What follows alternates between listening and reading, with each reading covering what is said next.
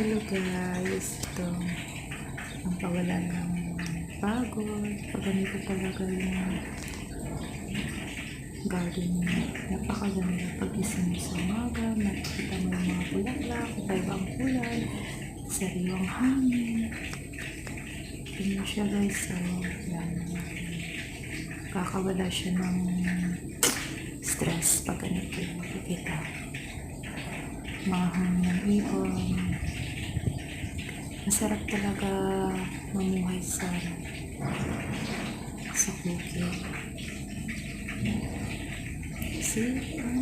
Ito bang kulay ng mga bulaklak? Ano siya? Dami.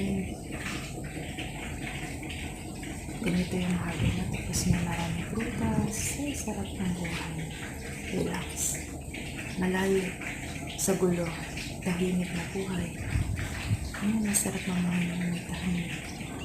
Ano siya? Oh, ang cute niya. Guys.